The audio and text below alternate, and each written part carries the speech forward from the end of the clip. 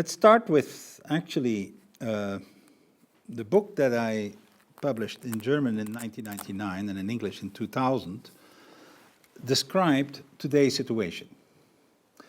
The key point about it is that we are going to be forced to change at a scale without precedent within a very short time.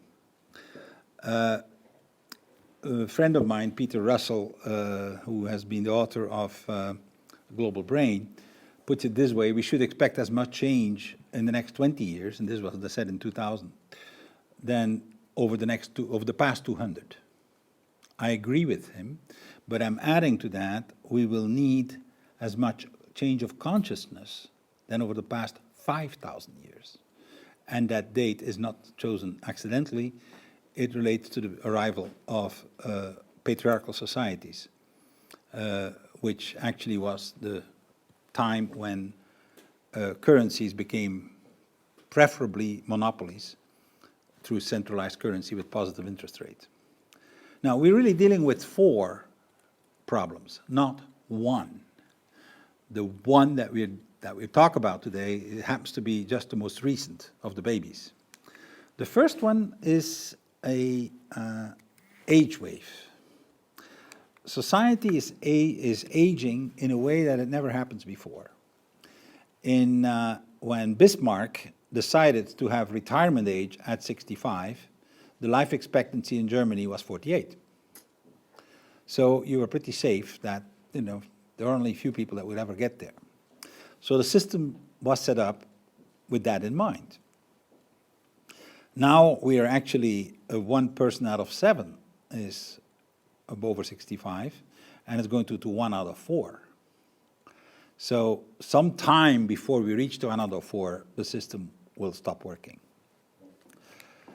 The second thing, which everybody knows now, but in the year 1990 was still pretty controversial in America, is climate change and biodiversity extinction. I compare these two as 2 icebergs that are meeting 2 Titanics. The first Titanic is information revolution, and specifically what that means for employment. And let me be precise about that.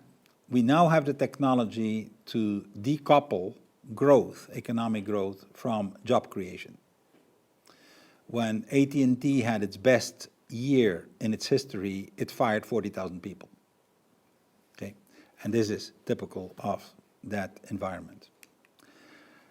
The last one, the 4th night of the apocalypse, if you want to be biblical about it, is the monetary instability and the financial instability that we are now in the middle of.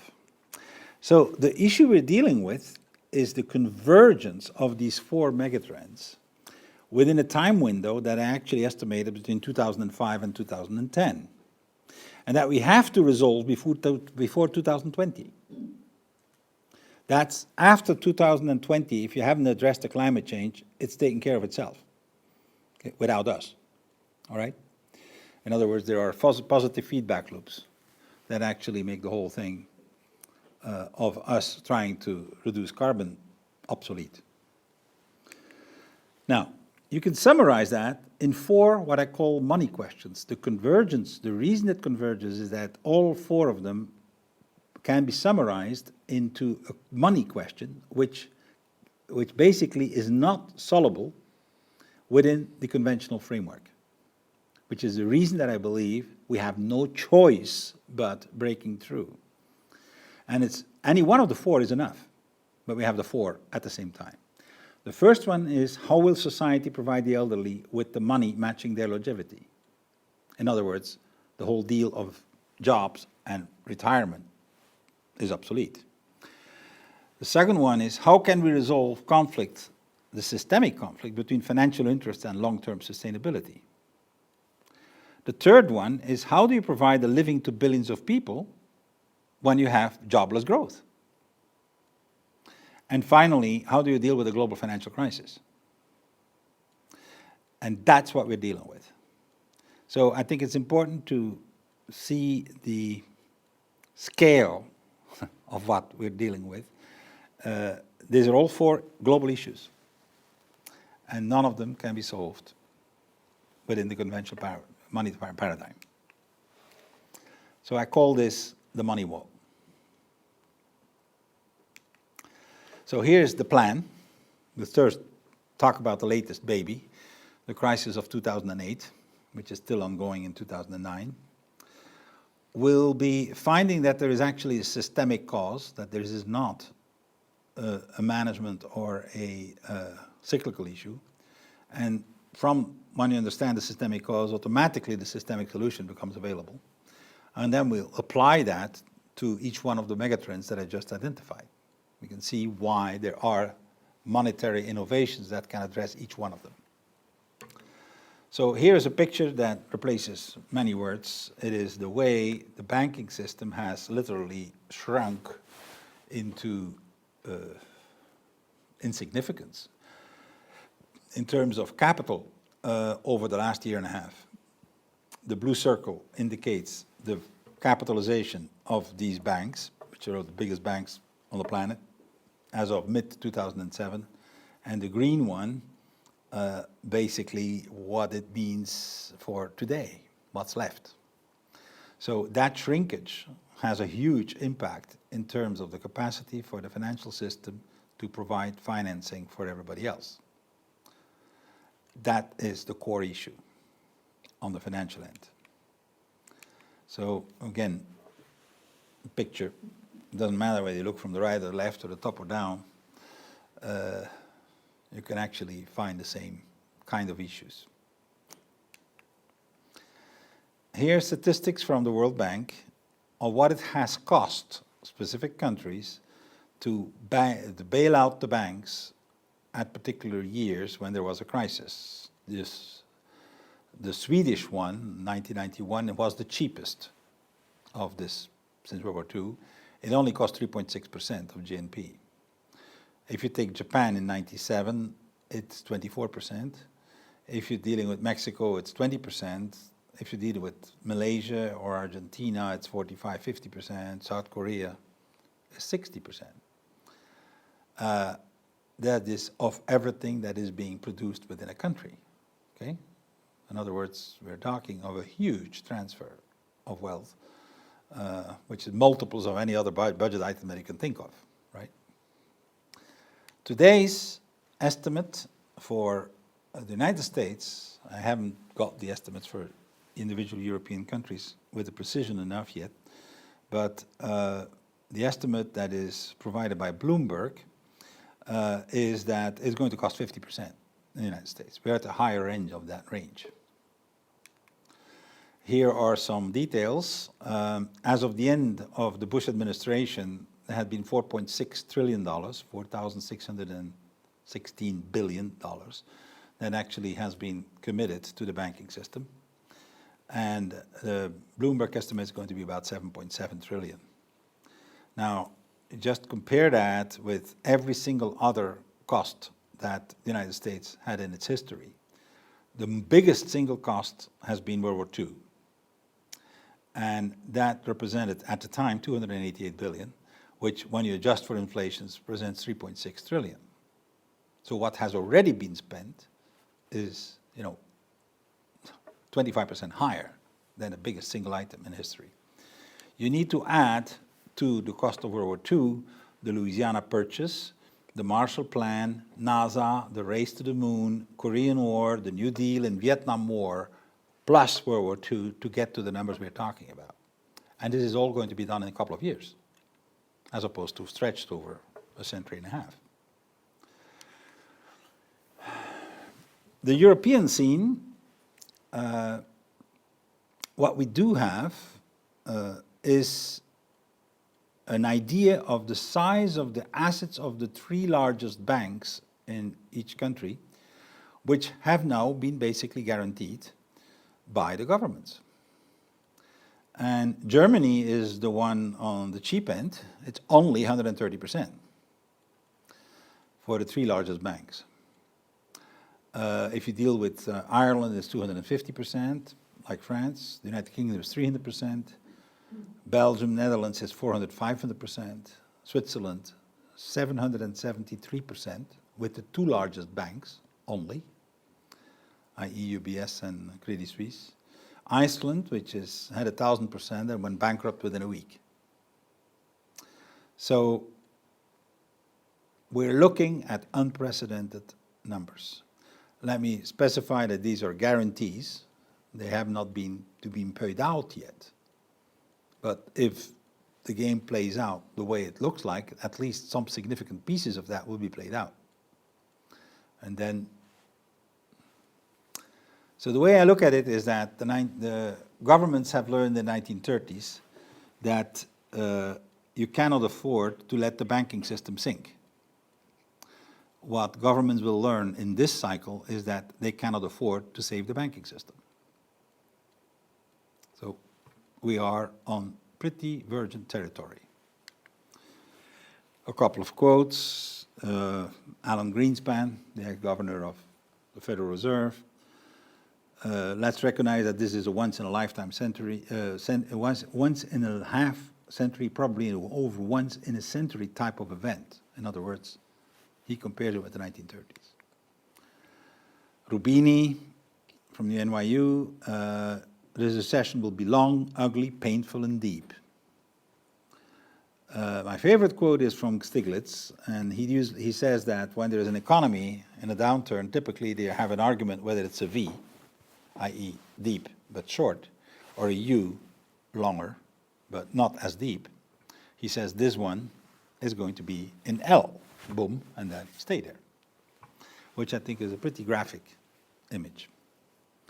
So I strongly suggest that people who tell you that this is going to be a bad year for 2009 and 2010, everything will be fine, they are the same people who said 6 months ago that this could not happen, that the crisis could not happen.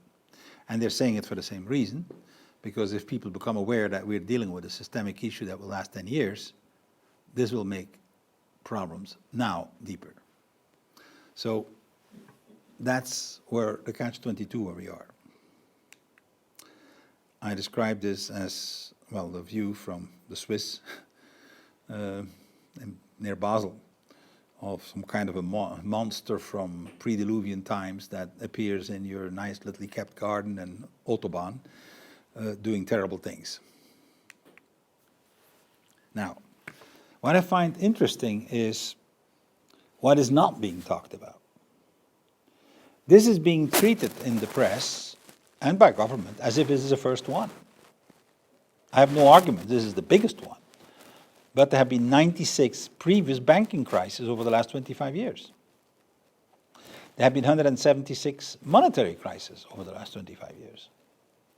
So maybe we should start looking at something else as the current circumstances, why this particular crisis occurred, which is typically talked about as, oh, well, we have a problem with subprimes, you know. Well, yes, subprimes is this one. How about the ones in Argentina? How about the one in Mexico? How about the ones in Russia? How about the ones in, and so on and so on and so on. We have been living in an island of monetary stability, and we consider it funny places where this happens. Okay? The majority of humanity has gone through it. Okay? And we are not immune. Now, so this gives an inkling, a feeling that there's something more going on than just bad management or the wrong regulations, right? And we actually have now the proof. We have the proof that, from complexity theory, that why this particular system is structurally unstable and can only be compared with a car without brakes and a steering wheel that only functions once in a while. I think it's time to realize that it's not a question of the driver, it's not a question of the maps. How about looking at the car, i.e. how we're looking at the money system itself. So what are governments doing now? I call them symptom alleviation strategies. In other words, we're dealing with some symptoms that show up, so let's put some, balm over the wound, but it doesn't address the systemic issue. So I'm now talking about symptom alleviation strategies, which is the only thing that governments do. And basically it is, let's get rid of the symptoms, okay? Oh, your belly hurts, okay? I'll give you an aspirin, the hurt will be less, okay? You may die from an appendicitis, but meanwhile, you'll have your hurt less. The classical ones are dropping interest rates. They can drop them all the way to zero. It's hard to do below zero. You can saving the banking system so they can start all over and starting the system exactly as it was, which is what has happened 96 times before in the last 25 years. And there are two ways of doing that. One is that the governments pick up the bill for the bad assets, or that the governments nationalize the banks. The least effective way is nationalizing the assets. It costs at least 10 times more to the shareholder, but it is, of course, what is being pushed. That the bad bank idea is of that nature. When you put $1 billion in a bank, it can carry $10 billion of assets, while you need to have $10 billion worth to buy the assets instead, and that's the minimum. Many banks have a multiple higher than that, 30%, 30 times, 40 times, even over 70%, 70 times. The other thing that's being talked a lot about is relaunching the economy. So the government will indebt itself and actually deal with the issue as if it's a cyclical one. That solution will help marginally. It will buy us a bit of time. Instead of dropping like this, you're going to drop like this. And instead of having the problem within a year, you're going to have a problem over a year and a half. Good. I think it's better, but that doesn't address the issue. The Japanese have actually tried every one of those things. They dropped interest all the way to zero. They have nationalized banks. They have nationalized problem assets. They have rebuilt the economy by huge public works. There is more cement that has been poured in the last 15 years in Japan than in the United States. And for a surface of the country, which is what, 5% of the surface? So it gives you flavor that there have been a lot of public works. One of the favorites has been to re-cement the entire coast of Japan. They've done 70% of it. That would make it sure against hurricanes. Ha-ha, right? And this Japanese thing did not work, notwithstanding that just next door, across the sea, they had China booming non-stop at 8, 9, 10, 11% per year. And America consuming like there's no tomorrow on the other side of the ocean. So today our situation is that we have a simultaneous recession. And why do we believe that what didn't work for Japan will work for us now? So, by the way, let me be clear, there will be recoveries, okay? The thing will not drop like this continuously. It does like this. And 2010 or 2011 could well be an uptick, ready to have a new problem going down. So the thing does not, by the 1930s, the depression of the 1930s had been officially announced, terminated 4 times. So we can probably terminate it in 2010 when they have an uptick. And of course, you're going to be discovering a new problem in 2011 that actually, oh, well, we didn't expect that one, and therefore now we go down again.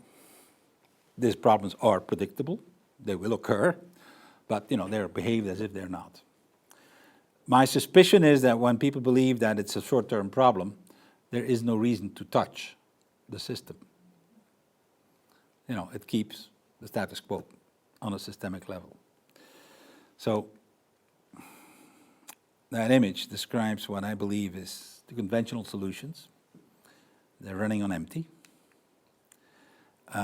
No solutions within the box. You may notice that this little man standing in front of his bars could actually walk out through the back door. But, it stays inside. He stays inside and believes that's what he needs to address. And I believe we need to do exactly what the guy says not to do. Let's talk about the systemic cause. This is relatively recent breakthrough over the last year and a half, but based on about 25 years of evidence from quantitative modeling in real-life ecosystems by a colleague, Robert Ulanovich from Maryland University. And what he finds is that sustainability of a complex system, a complex network to be precise, is always measurable with a single metric. This is the breakthrough. Currently, when you talk about sustainability, they usually have an index, right? There are multiple things that they try to take into account, but we don't really have a number. We cannot really, well, this is 92% and a half sustainable, right? Now we can, okay? And the dynamic behind it is actually in nature, you don't have an optimization for efficiency. You have an optimization for a balance between two variables, efficiency and resilience. And these two variables are emerging from the network because of two particular structural variables that depend on the structure of the network. One of them is diversity, what is the diversity of animals and plants in that system, and interconnectivity, who can eat what, okay? If you have one particular animal that can only eat one particular plant, that animal is in danger, because if that plant disappears a little bit, it's gone with it. So, what's the key to understand there is that this is valid for any network system, independently of what's being processed, what flows through that network. In an ecosystem, it's biomass, which flows through the system, but in your body, in your biological system, for example, the information flow is what keeps your immune system alive. So you can actually track the information flow through your body, and it goes also through a network. It can be electrons in an electrical distribution system, or it can be dollars and euros and national monies in an economy. It is some that doesn't depend, it's the structure of the network that makes it possible to predict this. So this is what it looks like. In natural ecosystems, the balance is typically closer to resilience than to efficiency. About, 1/3 closer to resilience than to efficiency. And what's fascinating is that you can actually quantify a window in which these two variables lie, within which a system remains sustainable. You have one point which is optimal, and it can go a little bit over or a little bit less around the diversity and interconnectivity levels. But if you go too far either way, if you go too far on the side of diversity and interconnections, you have a stagnant system. It actually, like a stagnant lake that loses its oxygen, it stagnates and it actually dies, okay? While if you push efficiency too far, beyond the window of viability, the whole thing collapses in one block. And this is what happened, for example, with electrical distribution systems. When they were optimized in America and in Germany and in other places in the world, beyond a certain point, suddenly you have blackouts. Half of the United States, electricity drops. Engineers couldn't understand what happened, by the way, because they only knew about one variable. And I claim we have exactly the same thing with our money system, okay? Our money system has been optimized for a long, long time for efficiency.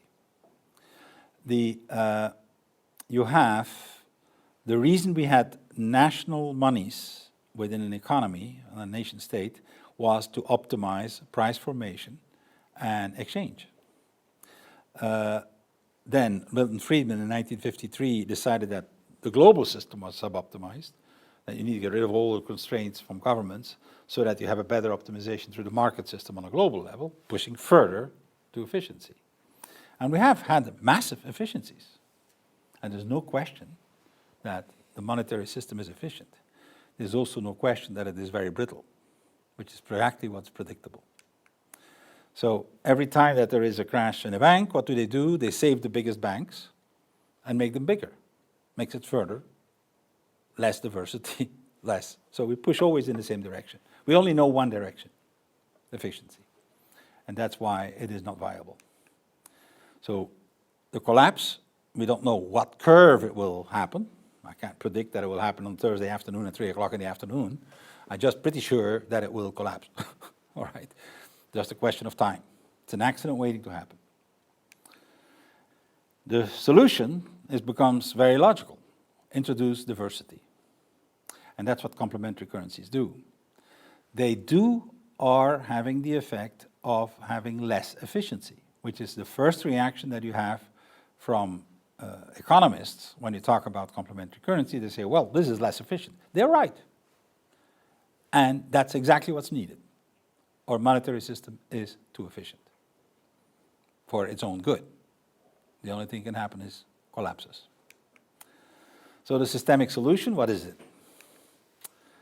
In one word, in one sentence rather, it's ending the monopoly of bank debt money as the sole payment instrument for exchanges.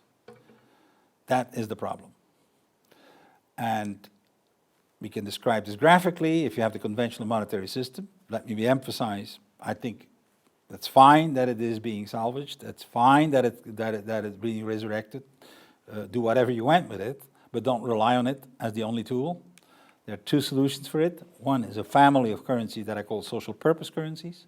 Another one is business-to-business currencies of the type of the wir and the terra that we can talk about in a few minutes. The whole field of economics has been assuming in the monetary field, in the monetary domain, two hidden hypotheses that are never stated, but they're always assumed. Money is value neutral. In other words, it doesn't matter which money you use, the behavior patterns of the people are the same. It is just a convenient medium of exchange that exchanges that would happen otherwise, anyway. So it doesn't affect the kind of transactions, it doesn't affect the kind of investments, it doesn't affect the relationship between the people. And the second hypothesis is there is one currency per country or one currency for a group of countries. You don't need more. We have a monopoly. That's the way to go. These two hypotheses are wrong. Have been proven wrong. We have actually peer-reviewed journal results on every one of those issues showing that this is wrong, but it's still exactly what happens embedded in every one of the equations. So what we'll be doing is actually revisit these hypotheses. What happens, what becomes possible when you say, well, is that really what we want to do? And my claim is that's the only way to address the issues at the systemic level as opposed to at the symptom level. So maybe we should take one little step back and start with a very basic thing, which is another thing that economic textbooks don't do. They don't define what money is. They only talk about what money does. They talk about the functions of money. The functions of standard of value, medium of exchange, store of value, or the classical ones. You can add a few more, tool of empire, tool of speculation, but these three are the ones that you find in every textbook. That is not what it is in nature. It is just the functions that it completes. What is it in nature? In my definition, it is an agreement. Conscious or unconscious, free or coerced, okay? But it's an agreement within a community. The community can be local, can be a city, can be a region, can be a country, can be the world. The United States dollar is the global currency because of a treaty in 1945, an agreement. And what is it that it makes the object on which they agree a currency or a money? It's a standardized medium of exchange. So this is my definition, an agreement within a community to use something, just about anything will do, as long as it is standardized medium of exchange. So let's apply this principle now to the 4 megatrends. Here you have the flow of population, the number of people that are 65 years or older in OECD countries. At the point where we are now, around 2008, you're just here at 1 out of 7 roughly. And we're going, by 2030, 40 to 1 out of 4. We're just at the point where it accelerates, as you can see. We're just at the point where the speed at which the number of people will retire is actually increasing. So let's go back to the question, how will society provide the elderly with the money to matching their longevity? Well, within a conventional mode of thinking, within the box of a monopoly, there are only two solutions. The first one is the solution that Germanic countries and Scandinavian countries tend to go for. We have a promise, we'll keep our promise, let's go bankrupt. Okay? The other one is the Anglo-Saxon solution, English, the Americans. Well, we have a pie of a certain size. Well, there are more and more people that need to eat from it, so let's cut the slices smaller and smaller. And maybe that way they die quicker, which is another way of solving the problem. There are no third solution. If there is someone who has a third solution, I would be loving to hear from it.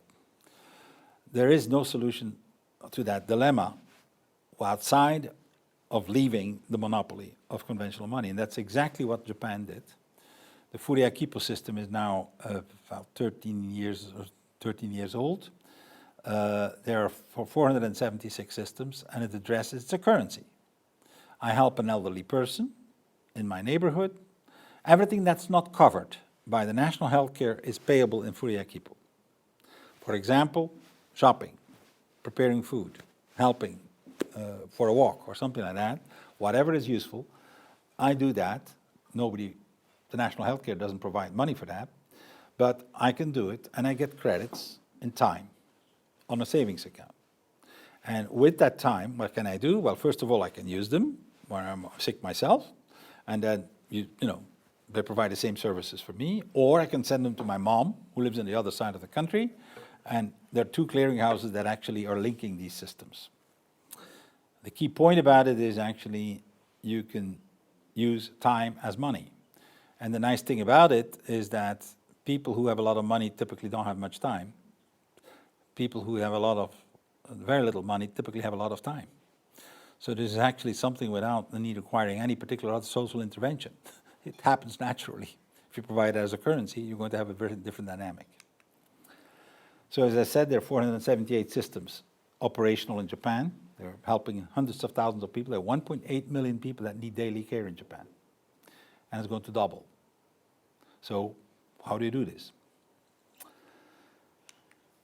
Second solution is the problem of climate change and species extinction. What is the original cause behind it? I claim it is a conflict between long-term thinking and financial interests. It is financially not interesting to think long-term, and it happens to do with the currency that we're dealing with.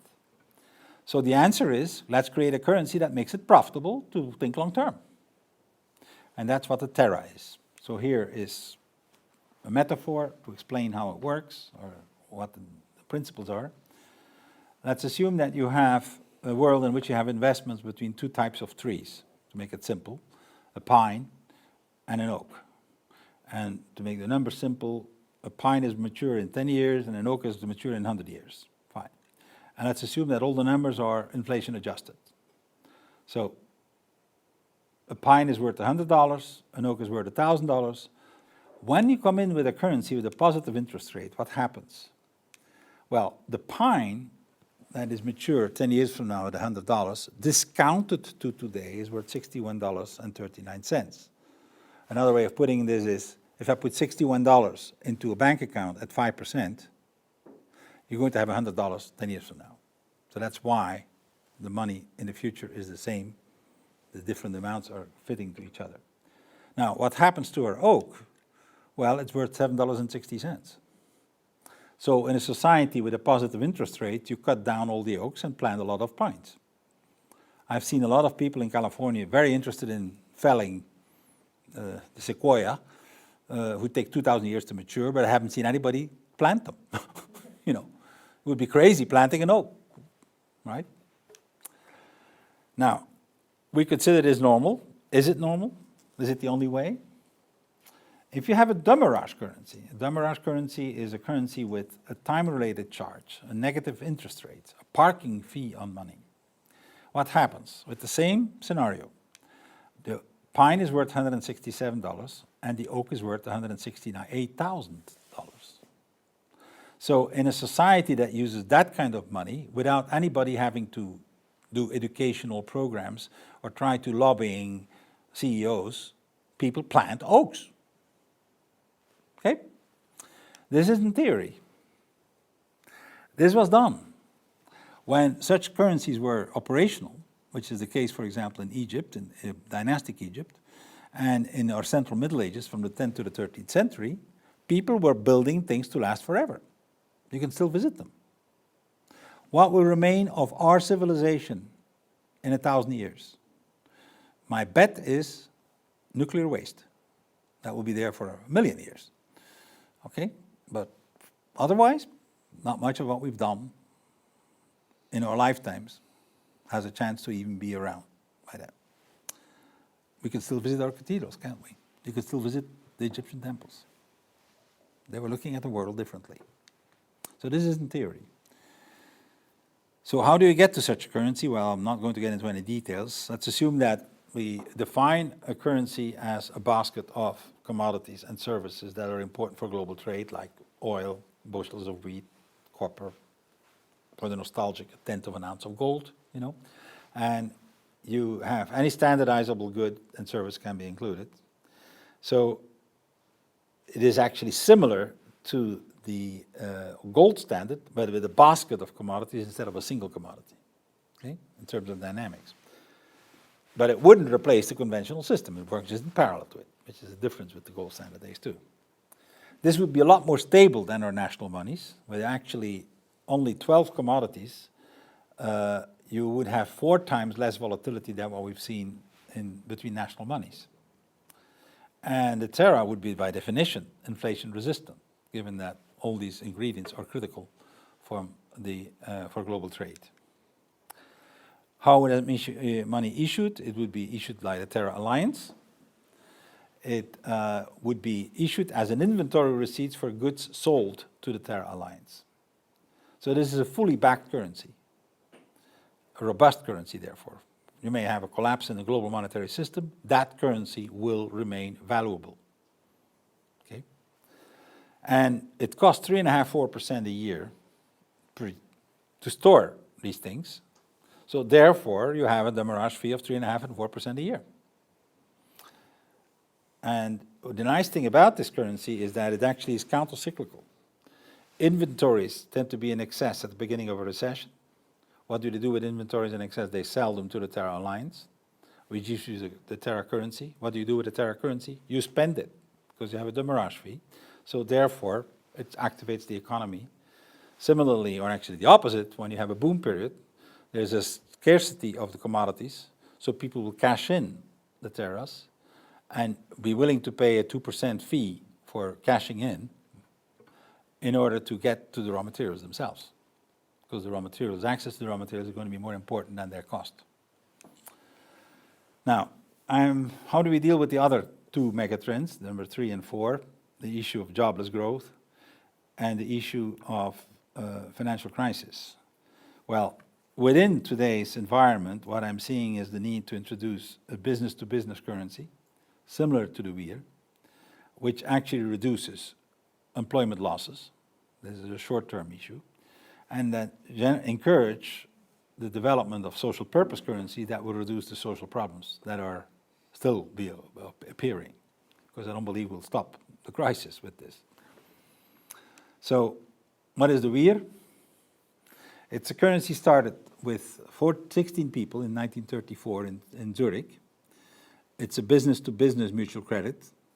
I sell you something, I have a credit, you have a debit. So we create the money at the moment of the transaction. And there are currently 75,000 businesses in Switzerland that belong to that cooperative. There's a Lietear bank, which actually makes loans and manages dual currency transactions, in other words, currency that are simultaneously in Swiss francs and in Lietear. And the most amazing and the most important thing, actually, in my view, is we now have quantitative evidence from the study by a colleague at Rensselaer University in the States on that the reason of the stability of the Swiss economy is due to that little money system that nobody ever talks about.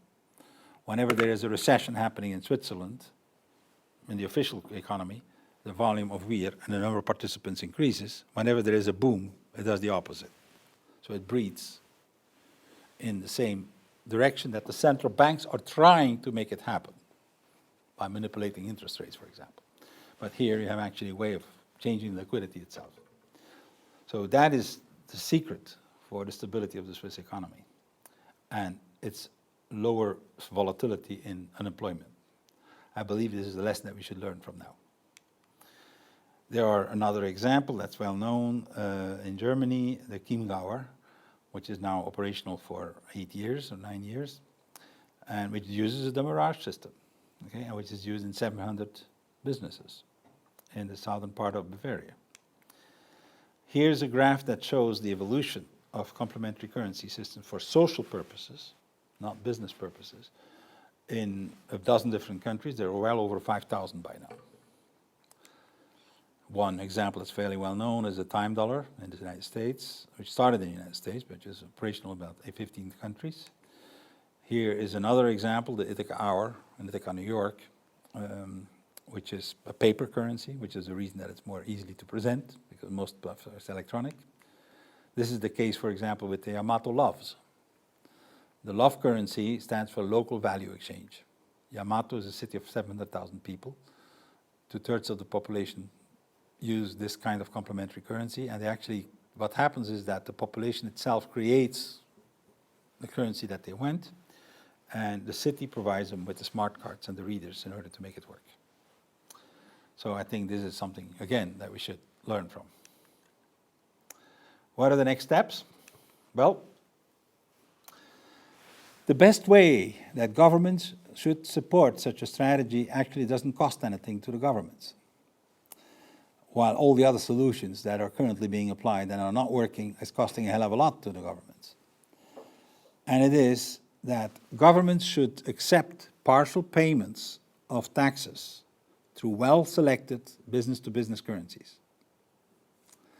And there are precedents for that historically on a much more primitive level, actually.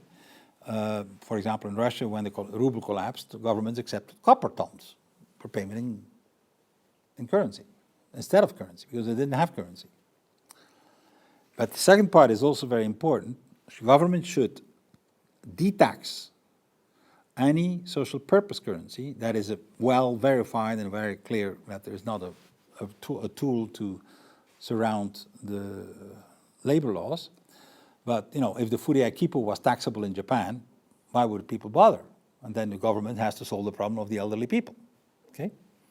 So just de-tax the currencies. There are precedents like that in time dollars and furiakipo, in time dollars in America and furiakipo in Japan.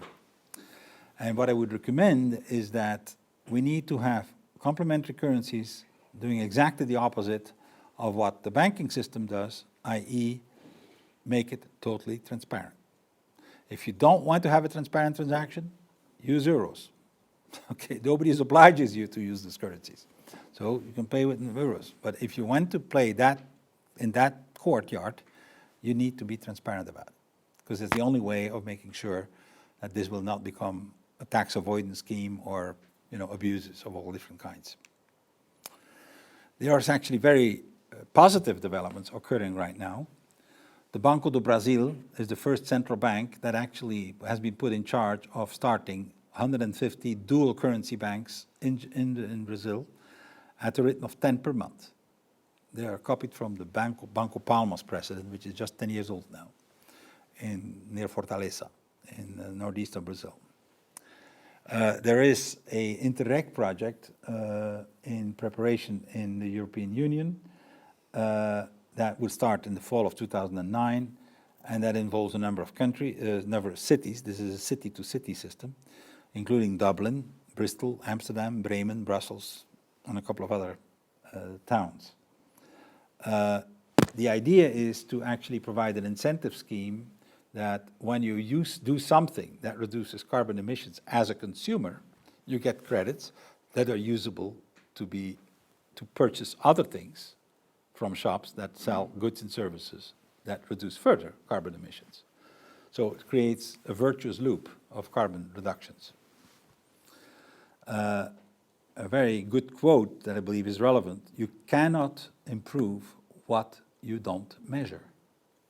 So we have actually not put in place the tools to measure changes in consumption patterns in carbon, and therefore you can't improve it.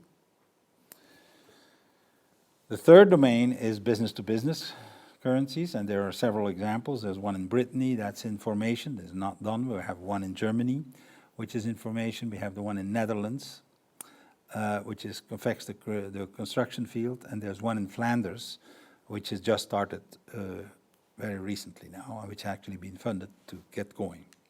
I can give you a couple more details. It's an integrated payment system that would operate as a utility using open source software. It would be smart cards and mobile phones, and it would be consolidated information at the general public that would enable us to think, and it would include a B2B currency, it would include a bank, a pilot city, probably the city of Ghent, although we are still negotiating this, several social purpose currencies, a carbon currency, and a culture currency, actually euros that are purposely directed for consumption in the field of culture, theater, music, and so on. And the idea is to have these projects develop as pilots for a European integrated system. So here is some references. There is a white paper available on my website, which provides more details of what I just described, as well as some of the technical documents, the study document, the study on the complexity theory, all that is available there. So, thank you for your attention.